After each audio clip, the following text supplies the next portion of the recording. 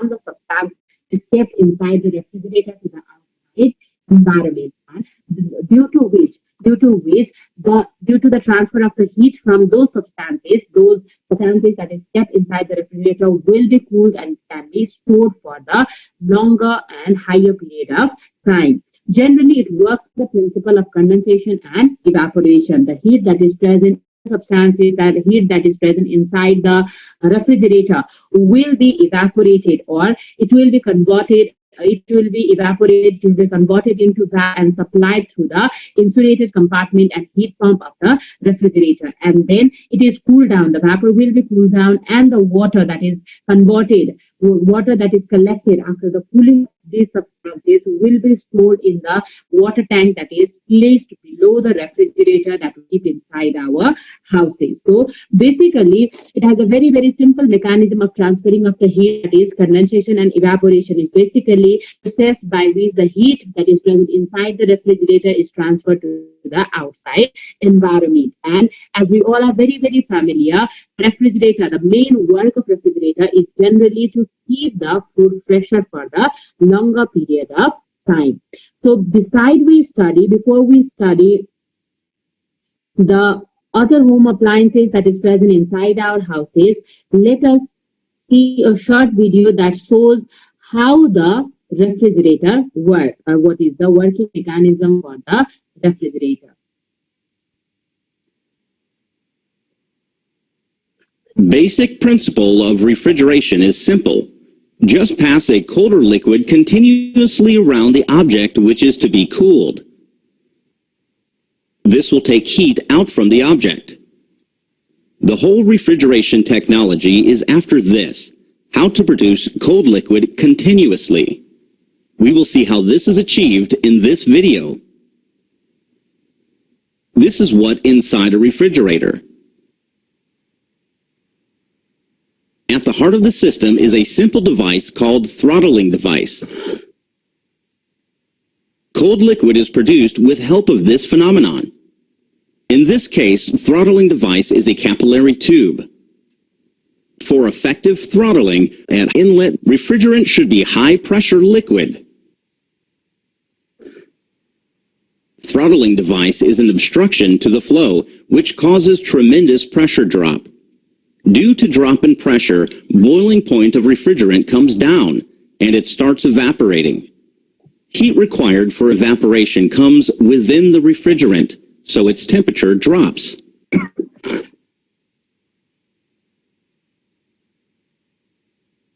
If you check temperature across throttling device, you can notice this drop. Next phase is simple. Just pass this cold liquid over the body where you have to absorb heat.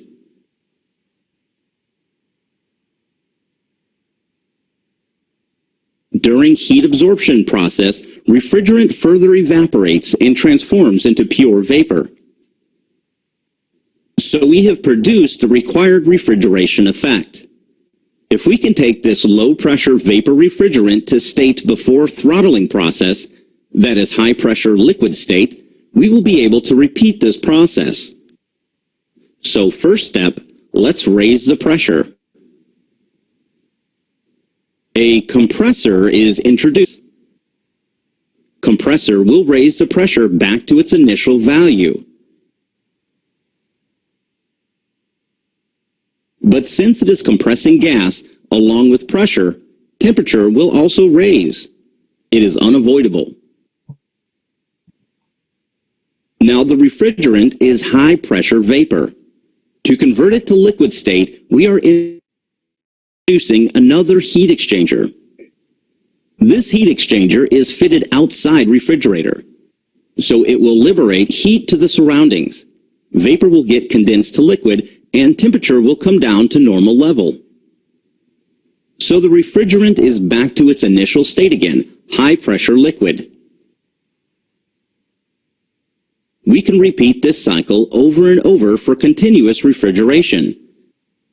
This cycle is known as vapor compression cycle. You can note more details of refrigerator components here. To enhance heat transfer, both evaporator and condenser are having fins attached to it. Since evaporator is cooling the surrounding air, it is common that water will get condensed over it, forming frost. Frequent removal of frost is required to enhance heat transfer. Apart from raising pressure, compressor also helps maintain flow in the refrigerant circuit. Usually, hermetically sealed reciprocating type with proper sealing is used for this purpose. Since it is compressing gas, huge amount of input power is required for this operation. A simple energy balance of the system yields this relation. Performance of a refrigeration system can be defined as follows. Hope you had a good overview of working of a refrigerator. So the major motive of this video is to show how the refrigerator works, working mechanism of the refrigerator. Generally, as you have seen, there are the thermally insulated compartments. Those thermally insulated compartments generally helps in condensation of the substances or condensation of the vapor that generally converts the vapor into the liquid substances, and it will be stored in a tank-like structure that you have seen in the video.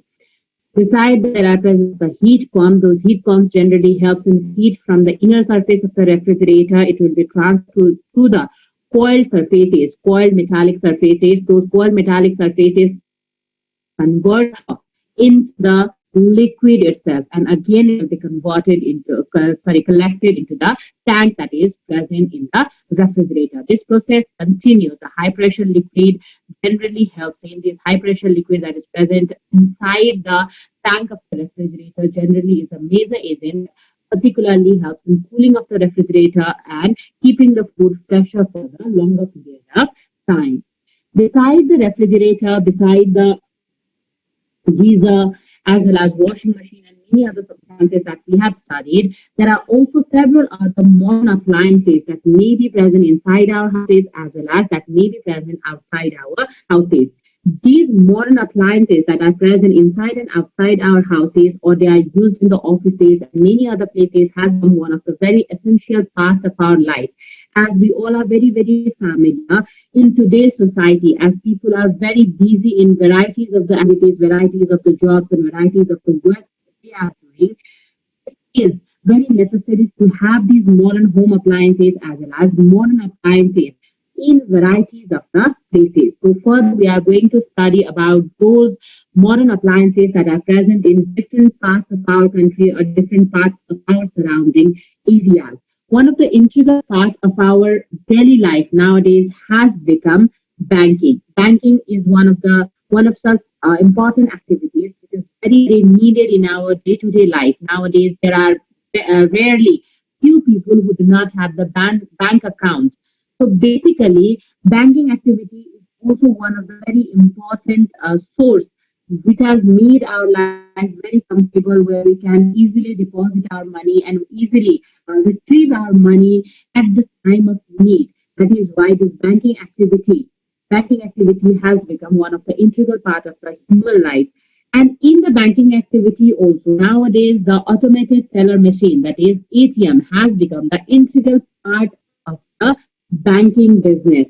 The banks without the ATM machine, the bank without the automated teller machine is not preferred by larger number of the people. Not only the bank with the ATM machine, but the branches of these ATM machines should be kept in different varieties of the places so that people will have the convenience in withdrawing of their money that they have deposited inside the bank account. So this automated teller machine has become one of the very integral part of human beings, as well as it has become one of the very important part of the banking system that is present in our areas or that is present throughout the world. This automatic teller machine is popularly known as ATM in short. Generally, in shorter term, we call it as the ATM machine, whereas the full form of ATM machine is the automated teller machine. This automated teller machine is an electronic. That means whenever we deposit the cash inside the bank account, whenever we deposit the cash in the bank account that we have opened with certain branches of the bank, the